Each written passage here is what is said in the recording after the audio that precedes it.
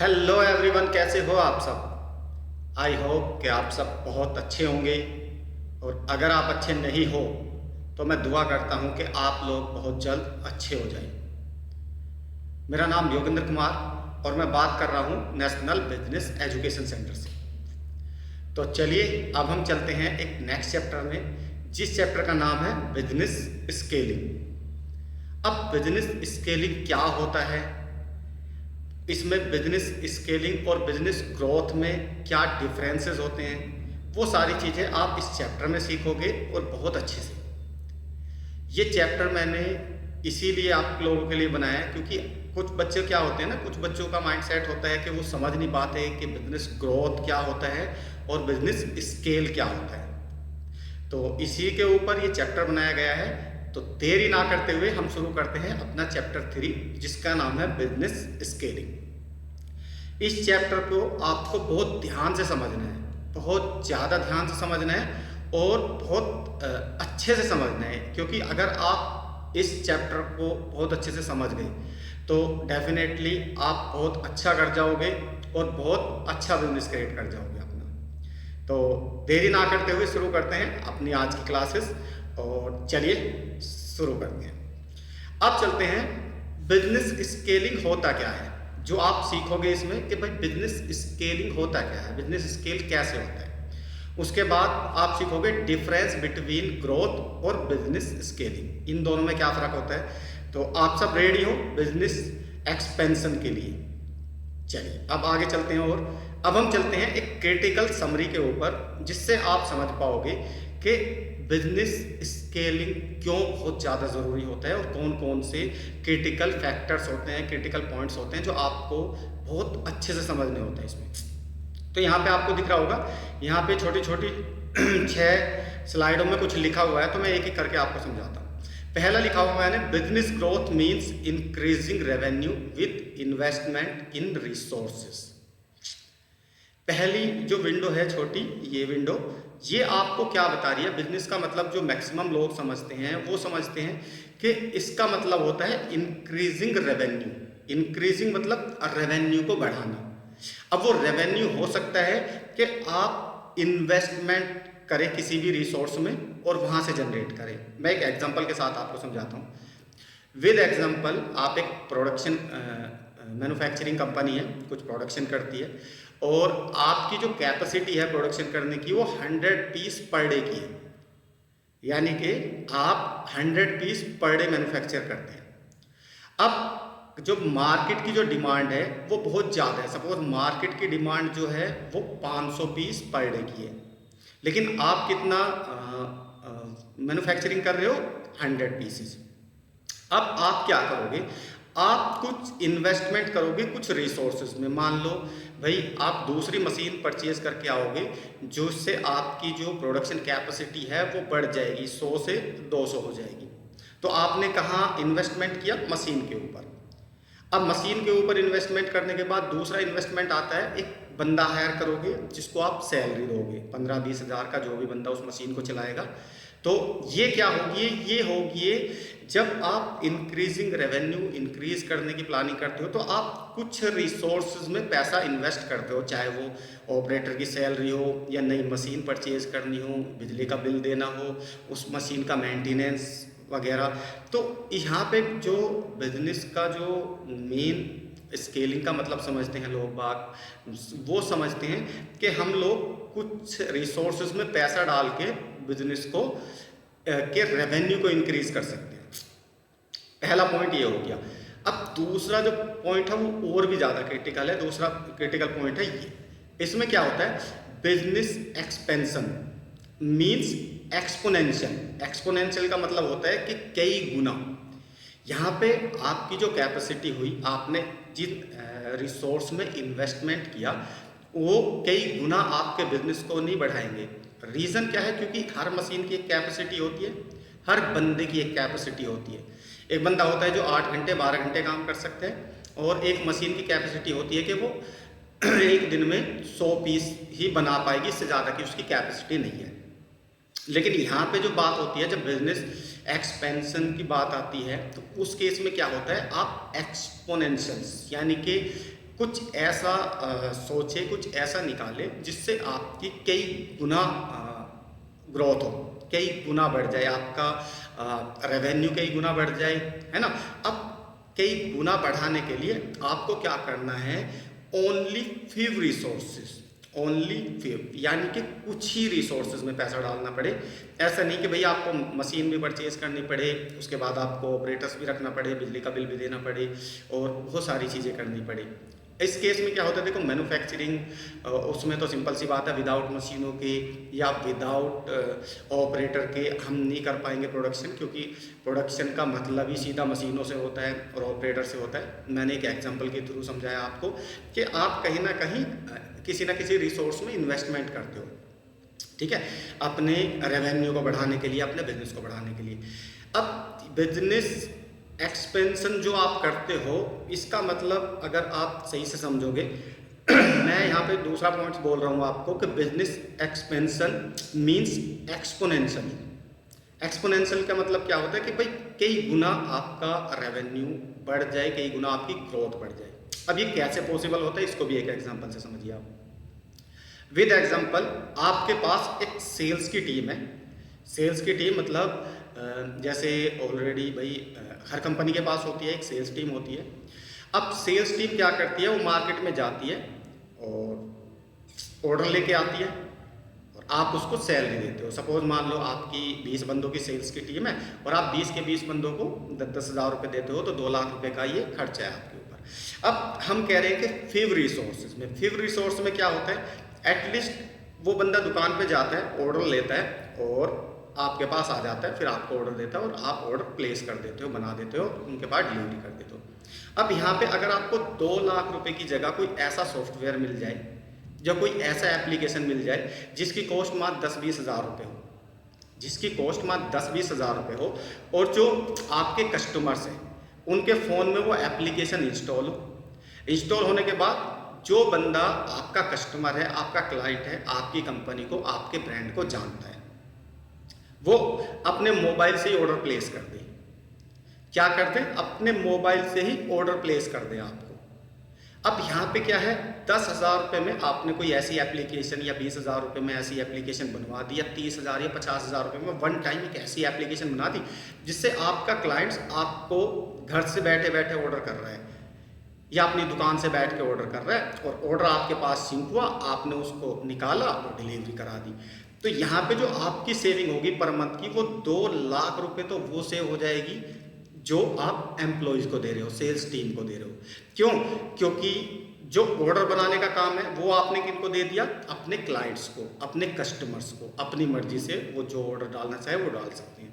दूसरा, जो बंदे आपके साथ काम कर रहे हैं उनकी सैलरी का बर्डन आपके पास नहीं है, तो बाकी सारे काम आपको पता ही है। अगर मान लो मार्केट में कोई क्लाइंट्स ऐसा है, कोई कस्टमर्स ऐसा है कि भाई उसने एक बिलिंग की पेमेंट नहीं दिया या 2 बिलिंग की पेमेंट नहीं दिया, तो आप कैपिंग लगा सकते हो, बिलिंग होल्ड कर सकते हो, जैसा होता है। मान लो कोई सेल्स टीम का बंदा है, उसने आपका 1 लाख का माल सेल किया है ना, अपनी सैलरी ले गया, 1 लाख का माल सेल किया और पेमेंट फंस गई, तो उस केस में आप क्या करते हो, कैपिंग लगाते हो ना, उस बंदे को तो बाहर नहीं निकालते। आप क्या करते हो, आप उसकी बिलिंग बंद करा देते हो कि भाई उसकी बिलिंग बंद कर दो, उसको माल नहीं जाना चाहिए, यही करते हो।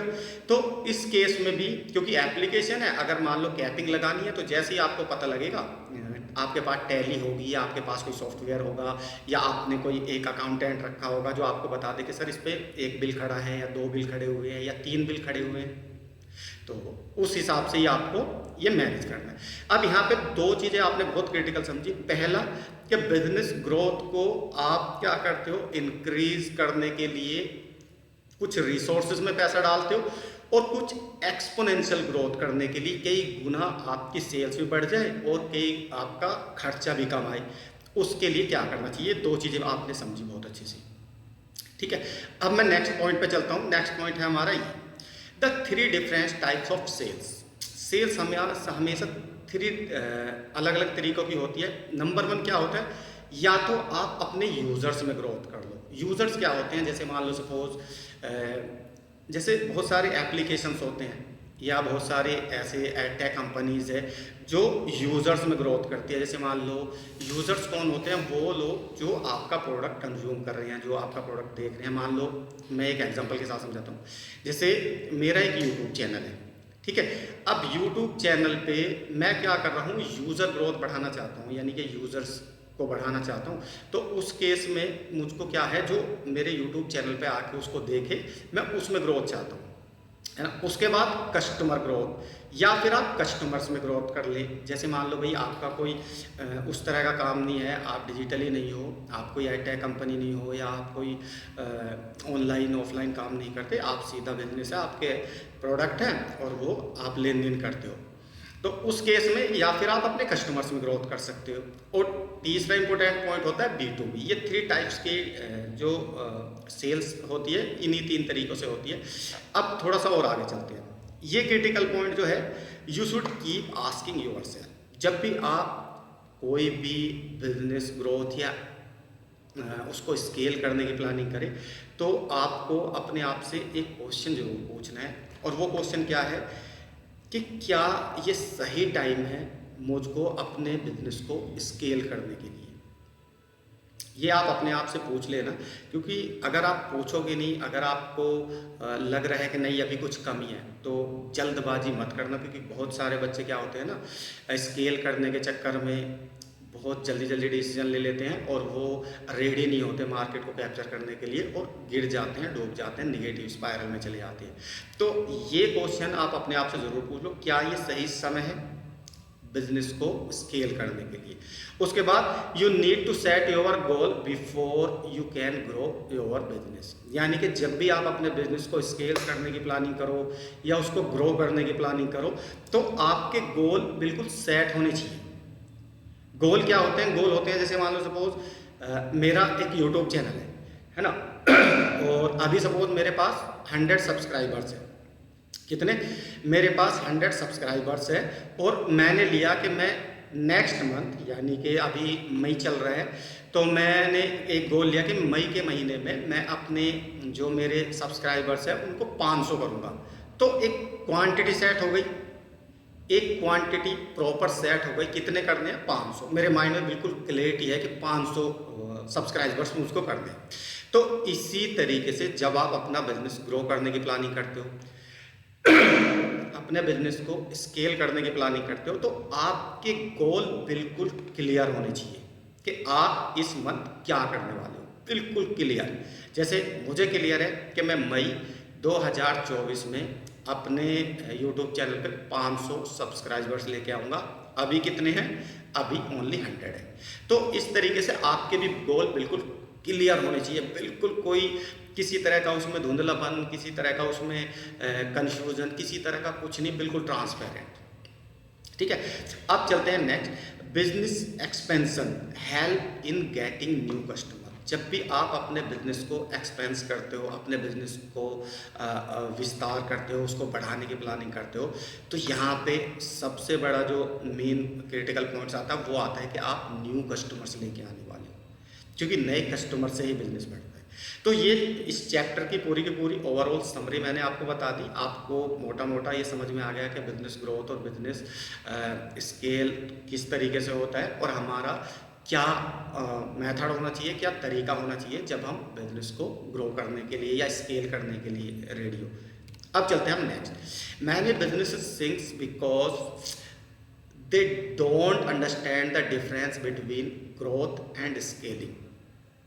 बहुत सारे बिजनेसेस, बहुत सारे बच्चे बहुत गलत उसमें चले जाते हैं, काफ़ी डाउन उसमें चले जाते हैं। रीज़न क्या होता है कि भाई उनको पता नहीं होता कि हमारे गोल क्या है, उनको अपने क्लियर गोल नहीं पता होते, उनको क्लैरिटी नहीं होती कि क्या ये सही टाइम है अपने बिजनेस को स्केल करने के लिए या अपने बिजनेस को ग्रो करने के लिए।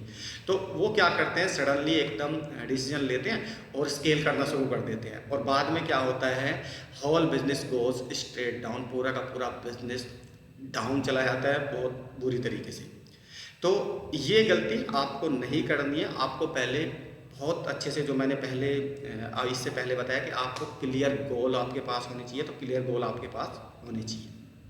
ठीक है, अब नेक्स्ट चलते हैं, यहाँ पे आपको, अगर आप रियली में ही चाहते हो, अगर आप, मैं थोड़ा बता दूं, अगर आप रियली में ही बिजनेस स्केलिंग करना चाहते हो और इसके आंसर चाहते हो, तो मैं 3 क्वेश्चंस आपसे पूछ रहा हूँ। इन 3 क्वेश्चंस का आंसर आपके पास होना चाहिए। इनको आप डायरी में नोट कर लेना। अगर ये 3 चीज़ें आपको क्लियर है तो डेफिनेटली आपको बहुत सारी चीज़ें क्लियर है। सिर्फ 3 बोल रहा हूँ, मैं ज़्यादा नहीं बोल रहा कि भाई 10-15 चीज़ें करने के लिए बोल रहा हूँ, सिर्फ 3 क्रिटिकल पॉइंट्स की बात कर रहा हूँ। तो पहला जो क्रिटिकल पॉइंट्स अगर मैं बात करूँ, तो पहला क्रिटिकल पॉइंट्स क्या आता है, वो आता है आप क्या करना चाहते हैं या क्या बनना चाहते हैं। ये हर एक बच्चे के लिए, इसको आप बिजनेस से जोड़ के मत जोड़ना, देखना, क्योंकि ये बिजनेस के लिए तो है ही जितना इम्पोर्टेंट है, लेकिन अदर प्रोफेशन के लिए भी बहुत ज़्यादा इम्पोर्टेंट है ये चीज़। मैं आपसे सीधा सा एक सवाल पूछ रहा हूँ। वो सवाल क्या है? वो सवाल है आप क्या करना या बनना चाहते हो। इसको और डीपली समझाता हूँ। आप एक्टर बनना चाहते हो, आप सिंगर बनना चाहते हो, आप डॉक्टर बनना चाहते हो, या आप बिजनेस करना चाहते हो। इस सवाल का जवाब आपको पहले ही ढूंढना होगा, क्योंकि ये वो सवाल है जिससे आपके रास्ते बिल्कुल क्लियर हो जाएंगे, बिल्कुल ट्रांसपेरेंट। एक ही चीज़ आपको पता होगी कि भाई मेरा प्रोफेशन ये है, मुझको एक्टर बनना है, सिंगर बनना है, मुझको डांसर बनना है, मुझको डॉक्टर बनना है, इंजीनियर बनना है, या बिजनेसमैन बनना है। ठीक है, तो यहाँ से बिल्कुल क्लियर हो जाएगा। कल को ऐसा नहीं कि आप घुस गए किसी प्रोफेशन में और 2 साल बाद आपका दिमाग खुला, दिमाग की बत्ती खुली कि यार मुझको करना ये था, मैं बढ़ गया इस फील्ड में, और फिर आप वहाँ से फिर जीरो से शुरू करो। तो ये गलती कभी मत करना। सबसे पहला, आप क्या करना चाहते हो, क्या बनना चाहते हो, इस क्वेश्चन का आंसर आपको पहले लिखना पड़ेगा। दूसरा है, हमें कुछ करने या बनने की आवश्यकता क्यों है, क्या ज़रूरत आन पड़ी। यानी कि अगर मान लो कोई बच्चा है, वो कह रहा मुझको बिजनेस ही करना है, बिजनेस करना है, भाई क्यों करना है बिजनेस? ऐसी क्या ज़रूरत आन पड़ी, ऐसी क्या मुसीबत आन पड़ी कि भाई आपको यही करना है या यही बनना है? कुछ तो, कोई तो रीज़न होगा ना, कोई ठोस रीज़न तो होगा ना इसके पीछे, जो मैंने आपको बताया हुआ है। आप क्या करना, क्या बनना चाहते हो, इसके पीछे कोई ना कोई ठोस वजह तो होगी ना। तो वो ठोस वजह निकाल के लानी है आपको। वो ठोस वजह क्या है जिसके लिए आप कुछ बनने के लिए या कुछ करने के लिए तैयार हो। समझ गए? दूसरा क्वेश्चन मेरा सिंपल से है कि भाई हमें कुछ करने या बनने की आवश्यकता क्यों है। क्यों आप एक बिजनेसमैन बनना चाहते हो, क्यों आप एक डांसर बनना चाहते हो, क्यों आप एक सिंगर बनना चाहते हो? तो उसके पीछे कोई ना कोई ठोस वजह ज़रूर होगी। या तो आप अपने आप को इंडिविजुअल ब्रांड बनाना चाहते हो, या आप लोगों से प्यार पाना चाहते हो, लोगों में अपनी छवि बनाना चाहते हो, लोगों को एक अच्छा सॉन्ग देना चाहते हो, एक अच्छी आवाज़ देना चाहते हो जो लोगों के दिलों को छुए, है ना। तो आपको समझना पड़ेगा इस चीज़ को। और तीसरा जो क्रिटिकल क्वेश्चन है वो है आप यह कैसे करेंगे या बनेंगे। अब इन 3 सवालों के अराउंड ही आपका सब कुछ सेट होगा। ये 3 वो सवाल हैं जो ज़िंदगी में हर एक बंदे को समझने चाहिए। इन 3 सवालों के अतिरिक्त और कुछ नहीं है। ये 3 सवालों के जवाब आपको अगर मिल जाए तो आप 50% कामयाब हो। अगर इन 3 सवालों के जवाब आपको मिल गए तो मैं यकीनन बोल सकता हूं कि आप 50% वैसे ही कामयाब हो गए। आप मैदान में उतरने से पहले ही कामयाब हो गए, क्योंकि 95% लोगों को इन 3 क्वेश्चंस के जो आंसर होते हैं ना, उनको ढूंढने में सालों लग जाते हैं। मैं आपको पहले ही बोल रहा हूँ, जब भी आप कोई काम शुरू करना चाहते हो, जब भी आप कुछ बनना चाहते हो, तो ये 3 क्वेश्चन, 3 सवाल अपने मन में ज़रूर रखना कि आप क्या करना या बनना चाहते हैं। दूसरा, हमें कुछ करने या बनने की आवश्यकता क्यों है, ज़रूरत क्यों है, और आप यह कैसे करेंगे और कैसे बनेंगे। ये 3 क्वेश्चंस के अगर आपको आंसर मिल गए, आपने ये ढूंढ निकाले, तो डेफिनेटली आप मैदान में उतरने से पहले ही 50% जंग जीत चुके हो। आप किसी के पास भी इन क्वेश्चंस को लेके चले जाना और उनसे पूछना, किसी भी बच्चे से पूछना कि बेटा आप क्या करना चाहते हो, क्या बनना चाहते हो। जिस बच्चे को क्लैरिटी होगी उससे आप एक बार पूछो या 100 बार ही पूछो, वो एक ही जवाब देगा, जो उसको बनना होगा वो उसी को ही चुनेगा। अगर मान लो बच्चा अलग अलग जवाब दे रहा है, आज वो डॉक्टर बनने के लिए बात कर रहे हैं, कल को रेलवे की भर्ती आ गई, कल को बोले यार रेलवे की भर्ती चल रही है, मैं इसका फॉर्म डाल देता हूँ, परसों को पता लगा कोई और वैकेंसी आ गई, वो उसमें जाके कूद गया, तो इसका मतलब है कि उसको क्लैरिटी नहीं है, वो भटक रहा है अभी भी। यहाँ पे सिंपल सा एक ही फंडा है कि आप एक बार पूछो या 1000 बार पूछो, उसका एक ही जवाब आएगा कि मुझको ये बनना है, मुझको ये करना है, बस। ठीक है।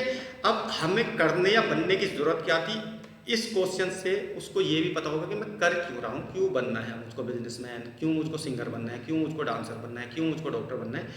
यहाँ इससे क्लैरिटी हो जाती है बच्चे को कि भाई उसका पर्पस क्या है बनने का, उसका मेन पर्पस क्या है। अब उसके बाद ये कैसे करेंगे और कैसे बनेंगे, ये क्वेश्चन बहुत क्रिटिकल होता है। इनमें दोनों को छोड़ दो, आप दाएं बाएं के दोनों को छोड़ दो, बीच का पकड़ लो, जो भी आपके काम आ जाएगा, दाएं बाएं के आप निकाल लोगे। तो अब आगे चलते हैं। अब मेन चीज़ जो सबसे ज़्यादा क्रिटिकल होती है किसी भी चीज़ को स्केल करने के लिए, किसी भी चीज़ को ग्रोथ करने के लिए, वो क्या होता है, हम सभी इसको ध्यान से पढ़ लेना, आप पढ़ लेना इसको, मैं पढ़ के सुना देता हूँ। हम सभी अपने जीवन में कुछ ना कुछ की चाहत ज़रूर रखते हैं, ये ध्यान रखना। जब हम थोड़े से बड़े होते जाते हैं, सपोज मान लो जैसे ही हमने क्लास 8 या 10th क्रॉस किया, तो हमारे मन में कुछ डिज़ायर, कुछ चाहत आती है, हम कुछ ना कुछ ज़रूर चाहते हैं। हो सकता है भाई रुपया पैसा कमाना चाहते हो, एक अच्छा घर बनाना चाहते हो, एक अच्छी लाइफ स्टाइल चाहते हो, हम तालमेल बहुत ज़्यादा चाहते हो, कुछ भी हो सकता है। देखो ये कुछ भी हो सकता है कि हम लोग कुछ ना कुछ की चाहत ज़रूर रखते हैं। अगर कोई बंदा ये बोलता है कि यार मेरी कोई डिज़ायर नहीं है, मेरी कोई चाहत नहीं है, तो इसका मतलब है या तो वो झूठ बोल रहा है या वो मर चुका है। इंसान धरती पे बिना इच्छा के रह नहीं सकता। क्यों? क्योंकि वो हर दिन जगता है, हर दिन नई नई चीज़ें देखता है, हर दिन नई नई चीज़ें, तो डिज़ायर अंदर से वो आनी वो नेचुरल चीज़ होती है। ठीक है। तो हम लोग कुछ ना कुछ जरूर चाहते हैं अपने जीवन से। ये एग्जाम्पल, ये जो चीज़ें मैंने आपको बताई, ये मैंने इसलिए बताई कि आप क्या चाहते हो, क्या बनना चाहते हो, वो एक कार्ड पे लिख लो, एक कार्ड पे आप लिख लो। ये आसानी होगी, आपकी मदद करेगा आपके इन 3 क्वेश्चंस के आंसर दिलाने में। आपके जो 3 क्वेश्चंस है ना, वो जो ऊपर लिखा हुआ है, इसको आराम से पढ़ लेना, काफ़ी टाइम हो गया, इसको पढ़ लेना। इसको पढ़ने के बाद आपको आसानी होगी इन 3 क्वेश्चंस के आंसर ढूंढने में। अब हम फिर नेक्स्ट चलते हैं कि भाई जब हम बिजनेस को एक्सपेंशन करने होते हैं तो हमें कुछ गोल्स भी चाहिए होते हैं। गोल्स मतलब समझ गए ना, जैसे मैंने बता दिया कि मेरा मई 2024 का जो गोल है, वो गोल है, अभी मेरे पास क्या है, मेरे पास 100 सब्सक्राइबर्स हैं और मुझको मई 2024 में कितने सब्सक्राइबर्स करने हैं, 500 सब्सक्राइबर्स। तो ये क्लियर गोल है। जब भी आप किसी चीज़ को स्केल करने की प्लानिंग करते हो, किसी चीज़ को बड़ा करने की प्लानिंग करते हो, तो आपके पास एक क्लियर गोल होना बहुत ज़्यादा ज़रूरी होता है। मान लो एक प्रोडक्शन मैन्युफैक्चरिंग कंपनी है और उसकी प्रोडक्शन कैपेसिटी 2000 है। अब उसने नेक्स्ट गोल लिया कि भाई मुझको कोई भी तरीका ढूंढ के लाओ, इस 2000 की कैपेसिटी को बढ़ा के 2500 करना है। कुछ भी ढूंढ के लाओ, जो भी ऑपरेटर्स ये फॉर्मूला लेके आएगा, ये तरीका लेके आएगा, मैं उसको 20,000 रुपये का एक्स्ट्रा बोनस दूंगा या एक्स्ट्रा रिवार्ड दूंगा। तो सारे ऑपरेटर्स लग जाएंगे कि यार 2000 को 2500 कर कैसे किया जाए। बहुत सारे बच्चे लग जाएंगे कंपनी में, क्योंकि एटलीस्ट कंपनी सजेशन रिवार्ड भी देती है, सुझाव लेती है, सुझाव अच्छा है, कंपनी के हित में है, तो डेफिनेटली उसको रिवार्डेड करती है, उसको कुछ पैसा देती है या उसको कुछ गिफ्ट देती है। क्यों देती है? क्योंकि उसको क्लियर, कंपनी को क्लियर गोल होता है, बच्चे को सिर्फ वो आंसर ढूंढ के लाना होता है जो कंपनी चाहती है। ऐसे ही आप भी ये देखें कि आपके क्लियर गोल क्या है और अपनी टीम को वो सौंप दो, बाकी काम टीम अपने आप कर लेगी। लेकिन क्लियर गोल अगर आपके पास नहीं है तो आप कुछ भी नहीं कर पाओगे। अब यहाँ चलते हैं, अब ये एग्जाम्पल आप समझ गए, अब थोड़ा सा आगे चलते हैं। अब ये क्लियर गोल क्या क्या होते हैं, थोड़ा सा जैसे मैंने आपको बताया था, मैं और भी समझा देता हूँ। मान लो आप हो और आप I want to increase 100 subscribers on YouTube, जैसे मैंने आपको बताया कि भाई मैं 1000 सब्सक्राइबर्स या 500 सब्सक्राइबर्स बढ़ाने वाला हूँ मई और जून के अंदर अंदर, तो ये मेरा गोल है। अब आपका गोल कुछ अलग हो सकता है, जैसे भाई आप चाहते हो कि 5x more customer visiting my shop, जैसे मान लो किसी की दुकान है और वो चाहता हो कि जैसे उसकी शॉप पे 100 बंदे आते हैं डेली। अब उसने एक गोल लिया कि 2 महीने के अंदर में इस 100 से 200 लोग मेरी दुकान पे आने चाहिए, ये उसने गोल ले लिया। या ई कॉमर्स वेबसाइट है जो कहती है कि भाई अगर मेरे पोर्टल पे पोर्टल पे शॉपिंग करने के लिए 500 बंदे आते हैं तो मेरे 2 महीने के गोल है कि मैं 1000 बंदे करके मानूंगा, तो वो गोल उसने ले लिया। अब चलता है कि भाई जैसे मान लो चौथा गोल किसी ने ले लिया कि मुझको 3 नए ऑफिसेज ओपन करने हैं अलग अलग लोकेशन में। मान लो मेरा ऑफिस एक गुड़गांव में है, एक नोएडा में है, एक दिल्ली में है, अब मुझको 3 नए ऑफिस और खोलने हैं, तो ये आपके गोल हो सकते हैं। तो गोल अलग अलग होते हैं जब भी हम बिजनेस को एक्सपेंशन करते हैं, जब बिजनेस का विस्तार करते हैं, जब बिजनेस को स्केल करते हैं, तो हमें गोल की क्लैरिटी बहुत ज़्यादा होनी चाहिए, बहुत ट्रांसपेरेंट होनी चाहिए, क्योंकि ये गोल ही होते हैं जो हमें बहुत अच्छे से एनर्जेटिक रखते हैं। हमें किसी मोटिवेशन की ज़रूरत नहीं होती, क्योंकि ये गोल हमें मोटिवेट करते रहते हैं। अब हम नेक्स्ट चलते हैं। नेक्स्ट क्या होता है, बेनिफिट्स ऑफ बिजनेस एक्सपेंशन। जब भी आप अपने बिजनेस को स्केल करते हो तो इसका कुछ फ़ायदा ज़रूर होता है, ऐसा नहीं है कि इसका फ़ायदा नहीं होगा। अब इसका फ़ायदा क्या होता है, इसका सबसे पहला फ़ायदा होता है गेट न्यू कस्टमर्स। आप नए कस्टमर पाते हो जो आपको पहले से पेड करेंगे, पेमेंट करेंगे, नए कस्टमर्स पाते हो आप सीधा सीधा। उसके बाद क्या करते हो, दूसरा होता है एक्वायर न्यू यूज़र्स। आप नए यूज़र्स एक्वायर करते हो, नए यूज़र्स जो आपका प्रोडक्ट को यूज़ कर सकते हैं उनको एक्वायर करते हो और कन्वर्ट करते हो कस्टमर्स में। किस में कन्वर्ट करते हो, कस्टमर्स में। कैसे कन्वर्ट करते हो, देयर प्रॉब्लम सोल्व, उनकी प्रॉब्लम को सोल्व करके। उनकी कोई भी प्रॉब्लम्स हो सकती है तो वो सोल्व करके ही आप उनको कस्टमर में कन्वर्ट कर सकते हो। तो ये बेनिफिट्स होते हैं बिजनेस एक्सपेंशन की, जब आप बिजनेस को एक्सपेंड करना चाहते हो। अब थोड़ा और आगे चलते हैं। अब इस पूरे के पूरे सिस्टम के पीछे जो है ना एक स्टोरी होती है, स्टोरी मान लो या एक सिस्टम मान लो, एक तरीका मान लो। अब वो होता क्या है थोड़ा सा उसको समझते हैं। देखो यहाँ सिर्फ जब भी आप कोई बिजनेस स्केल करना चाहते हो तो आपके पास कुछ सिस्टम्स होते हैं। सिस्टम मतलब कि भाई कोई तरीका, वो तरीका क्या है उसको समझो। अब तरीके जो बनते हैं वो 2 चीज़ों को मिलते हैं, जो सिस्टम बनता है वो 2 चीज़ों से बनता है। नंबर 1 प्रोसेस और नंबर 2 टेक्नोलॉजी। इसका एक एग्जांपल मैं आपको दे देता हूँ। आपने अमेज़ॉन देखी होगी, अमेज़ॉन कंपनी का नाम भी सुना होगा। एक बंदा घर से ऑर्डर कर देता है, उसके फ़ोन में एप्लीकेशन है, उसने घर से ऑर्डर कर दिया। अब ऑर्डर करने तक की रिस्पॉन्सिबिलिटी उस कस्टमर्स की है जो वहाँ पे ऑर्डर कर रहा है। ऑर्डर के बाद जो ऑटोमेशन पे होता है, प्रोडक्ट उस तक जो पहुँचता है, वो होता है प्रोसेस और टेक्नोलॉजी। यानी कि प्रोडक्ट कहाँ कब डिलीवर हुआ, कहाँ पहुँचा है, कब तक पहुँचेगा, वो सारा उसको उसमें दिखाता रहता है। तो इसको बोलते हैं प्रोसेस एंड टेक्नोलॉजी। ये एक सिस्टमेटिक तरीके से होता है, तुमने ऑर्डर प्लेस कर दिया और माल आपके पास पहुँच गया 1 दिन 2 दिन 3 दिन के अंदर अंदर। ठीक है, तो अब इस जब भी आप बिजनेस को स्केल करते हो तो उसके पीछे यही चीज़ें होती है। नंबर 1 क्या होता है, एक सिस्टम बना होता है। सिस्टम में 2 बहुत क्रिटिकल चीज़ें होती है, नंबर 1 प्रोसेस और नंबर 2 टेक्नोलॉजी। अब प्रोसेस और टेक्नोलॉजी से मिलके जो बनता है ना, वो बनता है एफिशिएंट ऑपरेशन। एफिशिएंट ऑपरेशन यानी कि एक पावरफुल ऑपरेशन बनता है ना, जिसको हम SOPs तो अलग चीज़ हो जाती है। भाई एक पावरफुल ऑपरेशन बन जाता है कि वो रेगुलरली रिपीट होता रहता है, रिपीट होता रहता है, रिपीट होता रहता है। ठीक है, अब एक बंदा ऑर्डर करे या 100 बंदे ऑर्डर करे, सिस्टम यही चलेगा, तरीका यही रहेगा। तो यहाँ पे क्या निकल के आता है, यहाँ पे निकल के आता है एफिशिएंट ऑपरेशन। अब थोड़ा और आगे चलते हैं। Requirement for business expansion. जब भी आप अपने बिजनेस को स्केल करने की प्लानिंग करते हो, उसको बढ़ाने की प्लानिंग करते हो, तो यहाँ पे किस किस चीज़ों की रिक्वायरमेंट आपको होती है, ये भी बहुत क्रिटिकल पॉइंट्स है, क्योंकि ये आपको पता होना चाहिए कि मैं बिजनेस को स्केल करने जा रहा हूँ तो मुझको किन किन चीज़ों की ज़रूरत पड़ेगी, ताकि किसी भी तरह की कोई रुकावट मेरे बिजनेस को जब मैं स्केल करूं उस टाइम ना आए, उस दौरान कोई भी प्रॉब्लम्स आनी नहीं चाहिए। तो इसमें 3 चीज़ों का आपको सबसे ज़्यादा ध्यान रखना है। Number 1, clear goal, clear transparent, जो भी करना है आपको क्लियर पता होना चाहिए, कितने टाइम के अंदर करना है आपको क्लियर पता होना चाहिए। क्योंकि जो डायरेक्शन आप सामने अपने 1-2 बंदों की टीम को दोगे या 10-20 बंदों की टीम को दोगे ना, क्लियर गोल उनको समझ में आना चाहिए, बिल्कुल क्लियर ट्रांसपेरेंट। आपको आप में से कुछ बच्चों ने सेल्स एंड मार्केटिंग में काम किया होगा, सेल्स एंड मार्केटिंग। तो वहाँ पे क्या होता है ना, टारगेट सेट होते हैं, इस महीने का ये टारगेट है, बिल्कुल सेट होता है। अब अचीव करने वाले को सामने को पता है कि मुझको कितना एफर्ट डालना है, कितनी मेहनत करनी है, कितनी मीटिंग्स करनी है, कितने बंदों से बात करनी है, ये उसको क्लियर करना होता है, उसको पता करना होता है।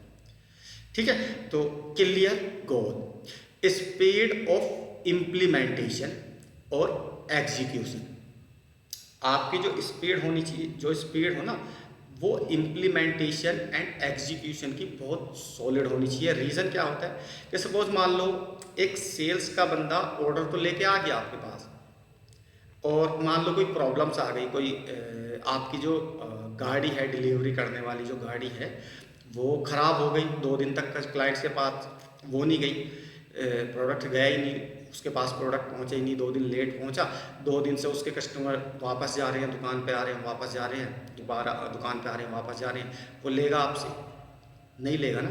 तो आपकी जो स्पीड होनी चाहिए ना, वो इम्प्लीमेंटेशन, जहाँ थोड़ी सी कमी हुई वहीं इम्प्लीमेंट कर दो, ज़रा सी कमी हुई इम्प्लीमेंटेशन की टीम, और एग्जीक्यूशन फटाफट फटाफट फटाफट खत्म, प्रॉब्लम्स आई प्रॉब्लम खत्म।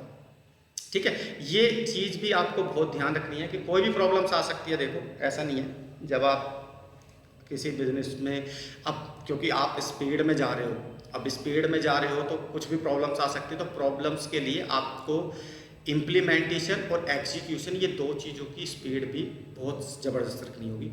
और तीसरा जो क्रिटिकल पॉइंट्स है, तीसरा क्रिटिकल पॉइंट्स है, अपना सिस्टम उस तरीके से बनाओ ताकि एफिशिएंसी निकल के आए। ठीक है, बहुत अच्छे से प्रोसेस और टेक्नोलॉजी का बहुत ज़्यादा ध्यान रखें ताकि आपके लिए बहुत इजीली चीज़ हो जाए, एक्सपोनेंशियल चीज़ हो जाए, कई गुना आपकी ग्रोथ हो जाए, और वो भी बहुत कम उसमें। तो इस चैप्टर में जो भी आपने सीखा ये काफ़ी क्रिटिकल था। बाकी अगर किसी बच्चे की समझ में नहीं आया हो तो वो इस चैप्टर को दोबारा देख सकता है। अब ये तो मैंने रिक्वायरमेंट फॉर बिजनेस एक्सपेंशन आपको समझा दिया, यानी कि जिन चीज़ों की रिक्वायरमेंट होती है एक बिजनेस को स्केल करने के लिए। अब मैं नेक्स्ट आता हूँ। नेक्स्ट क्या है कि जब भी आप बिजनेस को स्केल करने के मोड में, मान लो आपका माइंड सेट है कि भाई अब मुझको बिजनेस स्केल करना है, अब आपके मन में कोई दुविधा नहीं है, आपको कोई शक नहीं है, आपको अपने आप पे, अपनी टीम पे, अपनी कंपनी पे पूरा भरोसा है कि अब मैं रेडी हूँ अपने बिजनेस को स्केल करने के लिए। तो उस केस में भी आपको कुछ क्रिटिकल पॉइंट्स का ध्यान रखना है, बहुत ज़्यादा ध्यान रखना है, क्योंकि अगर आपने इन पॉइंट्सों को नोट डाउन कर लिया, ये पॉइंट्स नोट डाउन भी कर लेना, क्योंकि ये आपकी बहुत ज़्यादा हेल्प करेंगे। आपको बिल्कुल क्लियर कट पता होगा कि क्या मैं रेडी हूँ या नहीं। अगर इन क्वेश्चंस के आंसर आपके पास है, इन सारे सवालों के जवाब आपके पास है, तो डेफिनेटली आप बिजनेस स्केल कर सकते हो और आप उस स्टेज पे हो। लेकिन अगर इन सवालों के जवाब आपके पास नहीं है तो इसका मतलब आपको और तैयार होने की ज़रूरत है, थोड़ा और रेडी होने की ज़रूरत है। अब नंबर 1 शुरू करते हैं। Do I understand my customer. सबसे पहले आपको ये क्लैरिटी होना बहुत ज़्यादा ज़रूरी है कि मेरा कस्टमर कौन है। Perfect customer, ideal customer, right customers कौन है। अगर आपको ये क्लैरिटी है तो आप एलिजिबल हो जाते हो बिजनेस को स्केल करने के लिए, क्योंकि क्लियर है कि भाई मेरा कस्टमर ये है, मुझको इससे जाके बात करनी है। ठीक है, जैसे स्कूलों को क्लियर होता है कि एक स्टूडेंट ही उनका कस्टमर है। ठीक है, ऐसे ही मान लो कोई बाइकर्स होते हैं, जो बाइक मैन्युफैक्चरिंग कंपनी, उनको पता है जो बाइकर्स है, जो बाइक चलाना चाहते हैं, वो हमारे कस्टमर्स हैं। इसी तरीके से बहुत जितने भी प्रोडक्ट्स बन रहे हैं उनको ये क्लैरिटी है कि भाई उनका राइट कस्टमर कौन है, मेल है, फीमेल है ना, बच्चे हैं, या जो भी है वो आपको पता होना चाहिए। उसके बाद does the customer understand the product और सोल्यूशन, यानी कि जो आपका कस्टमर है क्या वो आपके प्रोडक्ट को और उसके सॉल्यूशन से अंडरस्टैंड है, वो समझता है आपके प्रोडक्ट को और आपकी सर्विसेज को। कहीं ऐसा तो नहीं आप नए प्रोडक्ट लेके पहुंच जाए उसके पास, उसको पता ही नहीं है और माथे में हाथ मार रहे हैं कि जी मेरी समझ में तो कुछ आ ही नहीं रहा, मेरी समझ में तो कुछ आ ही नहीं रहा। तो उसको ये भी क्लियर होना चाहिए आपके कस्टमर्स को, आपके प्रोडक्ट और आपके सॉल्यूशंस के बारे में उसको क्लैरिटी होनी चाहिए।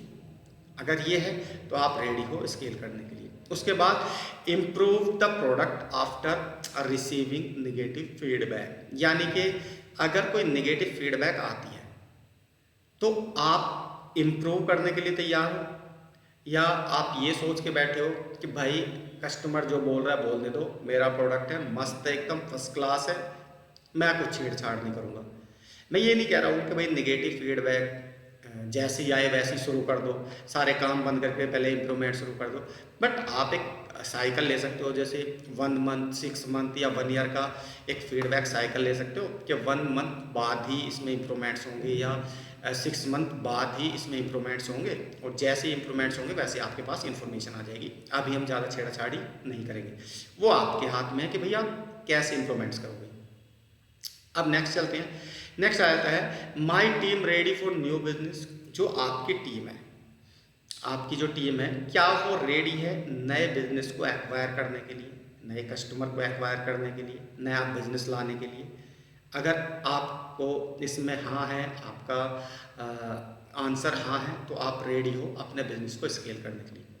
उसके बाद अचीव माई प्रीवियस गोल, यानी कि कोई ऐसे प्रीवियस पुराने ऐसे गोल्स तो नहीं जो आपको अचीव करने थे और आपने अचीव ना किए हो। पुराने गोल अचीव नहीं हुए और आप नए गोल प्लान कर लो या नए गोल लेके बैठ जाओ, पुराना को छोड़ दिया, नए पे काम शुरू। तो ऐसे क्या होगा ना, इनकम्प्लीट वर्क हो जाएगा। इनकम्प्लीट मतलब कि भाई एक काम पूरा नहीं हुआ और आपने दूसरा शुरू कर दिया। अब वो इनकम्प्लीट कभी कंप्लीट नहीं होगा क्योंकि आप एक स्टेप आगे चले गए। पहले आप जो पुराने गोल हैं, जो आपके पुराने जितने भी गोल्स हैं जो आपको अचीव करने थे, पहले उनको अचीव करो। अगर वो अचीव नहीं है तो फिर स्केलिंग करने का सवाल ही पैदा नहीं होता, क्योंकि अगर गोल अचीव नहीं हुआ तो या तो आपके अंदर कमी है या आपकी टीम के अंदर कमी है। तो इसको भी बहुत ध्यान से समझना। उसके बाद चलते हैं repeatable sales process. Repeatable sales process क्या होता है कि क्या सेल्स रिपीट होती है? सेल्स रिपीट मतलब कि भाई मंथली अगर आपका कोई ऐसा प्रोडक्ट है जो मंथली रिपीटेबल हो, मंथली कंज्यूम हो जाता हो, आसानी से कंज्यूम हो जाता हो, क्या आपका ऐसा प्रोडक्ट है? या आपका ऐसा प्रोडक्ट है कि 2 साल 3 साल बाद रिपीट होता हो? तो वो आपको देखना है कि जो आपकी सेल्स है वो रिपीट होनी चाहिए, है ना। रिपीटेबल प्रोसेस होना चाहिए सेल्स का। ऐसा नहीं होना चाहिए कि एक बार कोई बंदा आ गया आपके पास, दोबारा वो आपके पास आके ही नहीं झाके, आपसे आके ही ना मिले। तो अगर ऐसा सिस्टम है आपका कि भाई रिपीटेबल नहीं है, वन टाइम है, एक बार सेल हो गया तो हो गया, बाकी फिर दूसरे वाले के लिए मेहनत करनी पड़ती है, तो उसमें भी बहुत ज़्यादा दिक्कत है, फिर आप रेडी नहीं हो। तो आपको रिपीटेबल सेल्स प्रोसेस बनाना पड़ेगा ताकि बार बार आपकी सेल्स होती रहे। ठीक है, अब हम नेक्स्ट चलते हैं। नेक्स्ट आ जाता है द राइट इंफ्रास्ट्रक्चर। इंफ्रास्ट्रक्चर क्या होता है कि भाई आपका जो सेटअप है, मान लो जब आप स्केल करते हो तो कुछ क्लाइंट्स ऐसे भी होते हैं जो आपसे ऑफिस में आके मिलना चाहते हैं, आपसे पर्सनली मीट करना चाहते हैं। तो क्या आपका इंफ्रास्ट्रक्चर सेट है स्केल करने के लिए? और अगर आपका इंफ्रास्ट्रक्चर ही नहीं है तो फिर दिक्कत है, क्योंकि ऐसा हो सकता है कि मान लो सपोज आप स्केल करने के लिए तैयार हो और आपने पहले 10 SKUs के साथ अपना बिजनेस स्टार्ट किया था। अब मान लो मार्केट से डिमांड बहुत ज़्यादा आ रही है 10 और रखने की, लेकिन आपके पास स्पेस ही नहीं है। स्पेस नहीं है तो क्या खुली छत के नीचे थोड़ी रखोगे आप माल? मान लो 10 नए वो मंगा लिए तो उसको कहीं ऐसी वैसी जगह थोड़ी रखोगे। फिर उसके लिए तो फिर तो पूरा सेटअप होना चाहिए ना, प्रॉपर आपका ऑफिस हो, प्रॉपर इन्वेंट्री हो, प्रॉपर लोकेशन में सारा सामान लगा रहे। बरसात आ जाए, कोई दिक्कत हो जाए, कोई परेशानी हो जाए तो वो उसमें कोई दिक्कत नहीं होनी चाहिए, बिल्कुल सेफ होना चाहिए। तो इन सारी चीज़ों को भी आपको नोट डाउन करना है। आप जब भी बिजनेस स्केल कर सकते हो जब आपके पास एक प्रॉपर इंफ्रास्ट्रक्चर हो। ठीक है, नेक्स्ट चलते हैं resource for raising fund. Resource for raising fund, जब आप स्केल करने वाले होते हो, अपने बिजनेस को स्केल करने वाले होते हो, अब मान लो कहीं पैसे की कोई प्रॉब्लम्स आ गई, मान लो आपको कोई नई मशीन खरीदनी है, आपको नया माल मंगाना है, आपको कुछ नया करना है अपने बिजनेस को स्केल करने के लिए, और आपको कुछ पैसे की ज़रूरत पड़ी, तो क्या आपके हाथ में कोई ऐसा सोर्सेस है जो आपको तुरंत पैसा दे सके? या तो आपके हाथ में इतना कलेक्शन होना चाहिए कि आपको किसी पे डिपेंड रहने की ज़रूरत नहीं पैसे के लिए। और अगर है आपका बिजनेस स्टार्टअप है, छोटा बिजनेस है, जैसे तैसे करके आप चला रहे हो, तो उस केस में अगर आप स्केल करने की प्लानिंग कर रहे हो तो पैसे का भी बहुत ज़्यादा ध्यान रखना, क्योंकि बिजनेस पैसे से ही स्केल होता है। थोड़ा घना तो पैसा लगता है, कुछ आप लगाओगे, कुछ दूसरे लगाएंगे, तब जाके वो स्केल हो पाएगा, और धीरे धीरे आप क्या करोगे, उस पैसे को ख़त्म करोगे। ये भी बहुत क्रिटिकल पॉइंट था। अब चलते हैं, do you now all their risk in your business. यहाँ पे ये भी क्लैरिटी आपको होनी चाहिए कि आप जो बिजनेस कर रहे हो, आप जो स्टार्टअप कर रहे हो, आप जिस प्रोफेशन में भी घुस रहे हो, उस प्रोफेशन में कुछ ना कुछ रिस्क ज़रूर होंगे। वो रिस्क आपको पता है वो रिस्क क्या क्या है? अगर आपको उन रिस्क की क्लैरिटी नहीं है तो सबसे पहले उन रिस्क को जानो कि भाई मैं अगर कोई काम कर रहा हूँ तो इसमें जिसने सबसे पहले काम किया था उसको क्या क्या रिस्क उठाने पड़े थे। क्योंकि देखो, खुद गलती करके सीखोगे तो भी सीखना है, और दूसरे की गलती से सीखोगे तो भी सीखना है। तो इससे अच्छे है कि दूसरे की गलती से सीख लो, क्योंकि कुछ ना कुछ कमी आप ज़रूर छोड़ोगे। आप 100% परफेक्ट नहीं होते, इतना करने के बाद भी कोई ना कोई गलती कर बैठोगे जिसमें आपको बहुत ज़्यादा नॉलेज आ जाएगी या बहुत ज़्यादा दिक्कत भी आ सकती है कि भाई ये गलती मेरे से, मैंने बहुत अच्छे से समझ के प्लानिंग किया था स्केल करने की, बहुत सॉलिड वो ली थी प्लानिंग, लेकिन उसके बाद भी मैं यहाँ पे आके फंस गया। तो वो रिस्क, तुम्हारे बिजनेस में जो वो रिस्क होता है ना, उसको भी थोड़ा सा जानने की कोशिश करना। अगर वो रिस्क आपको क्लियर है कि ये रिस्क मेरे पास आएंगे, पैसे का आ सकता है, कोई और आ सकता है, कुछ भी आ सकता है, तो उनको भी क्लियर नोट डाउन करके रखना कि ये रिस्क रास्ते में आ सकते हैं। क्योंकि स्केलिंग जब आप करते हो तो उसमें कुछ भी दिक्कत आ सकती है, तो वो रिस्क भी आपको क्लियर होनी चाहिए। अब लास्ट और सबसे इंपॉर्टेंट जो है वो है, now how your competitor are firing. मतलब भाई जो तुम्हारे कंपटीशन है, जो तुम्हारे कॉम्पिटिटर है, उनके बारे में भी आपको एनालिसिस करना होगा। कहीं ऐसा ना हो कि भाई आपने नया नया शुरू किया और कंपटीशन आपको आते ही खा पी के हजम कर जाए। ठीक है, तो ये बहुत सारी चीज़ें, जब भी आप अपने बिजनेस को स्केल करने की प्लानिंग करते हो तो इन क्रिटिकल पॉइंट्सों का ध्यान आपको रखना बहुत ज़्यादा ज़रूरी है। क्योंकि ये स्पेशली जो प्रेजेंटेशन मैंने आपके लिए बनाई है, ये जो मैं चैप्टर आपको डिलीवर कर रहा हूँ, ये स्पेशली उन बच्चों के लिए है जो अपना स्टार्टअप शुरू करना चाहते हैं, अपने आप को एक बिजनेस ओनर के रूप में देखते हैं। वो चाहते हैं कि हम बड़े होके एक अच्छे बिजनेसमैन बने, एक अच्छे लीडर बने। तो उन्हीं लोगों के लिए मेरी ये प्रेजेंटेशन होती है, उन्हीं लोगों के लिए मैं लाइव क्लास करता हूँ। क्योंकि मेरा जो टॉपिक है, मेरा जो सब्जेक्ट है, वो सिर्फ और सिर्फ बिजनेस है। बिजनेस के अलावा मैं और कोई सब्जेक्ट पे बात नहीं करता, एटलीस्ट, क्योंकि मेरा प्रोफेशन, मेरी जॉब, मेरी ज़िंदगी सिर्फ यही है कि मैं कुछ बच्चों को बिजनेस में कामयाब कर पाऊँ। तो अब ये जो चैप्टर था, चैप्टर 3 ऑलरेडी क्लोज हो चुका है, और सारी चीज़ें आपको मैंने बहुत अच्छे से समझाई। अगर आपको ये वीडियो अच्छी लगी हो तो प्लीज़ लाइक, शेयर और सब्सक्राइब ज़रूर कर देना। बेल आइकन दबाना तो बिल्कुल मत भूलना, क्योंकि मेरी डेली एक वीडियो आपके पास आती रहेगी। डेली आप कुछ नया सीखते रहोगे। ठीक है, तो आज के लिए इतना ही। अगर आपको कुछ क्लैरिटी हुई हो तो प्लीज़ कमेंट ज़रूर करना, और अगर कुछ समझ में ना आया हो तो भी कमेंट्स करके आप मेरे से पूछ सकते हो। मैं हो सकता है पर्सनली आपको कॉल करूँ। तो थैंक यू सो मच। मिलते हैं अपने नेक्स्ट चैप्टर में। अब नेक्स्ट चैप्टर जो है वो क्या है? नेक्स्ट चैप्टर है do think that don't scale. ये बहुत क्रिटिकल चैप्टर है। अब ये क्या है, कैसे है, इसको मैं नेक्स्ट बताऊंगा आपको, आगे की उसमें बताऊंगा। अभी तक हमारा ये चैप्टर कंप्लीट हो चुका है, जिसमें आपने काफ़ी चीज़ें सीखी। और अगर अभी कोई कन्फ्यूज़न हो, कोई दिक्कत हो, तो आप डेफिनेटली मेरे से पर्सनली व्हाट्सएप पे कॉल करके या कमेंट्स करके आप अपनी वो बता सकते हो, अपना ओपिनियन दे सकते हो, अपना क्रिटिकल फीडबैक दे सकते हो, ताकि मैं और अच्छी वीडियो आपके लिए बना सकूँ। तो आज के लिए इतना ही। Thank you so much. मिलते हैं अपने नेक्स्ट चैप्टर 4 में। तो थैंक यू वेरी मच।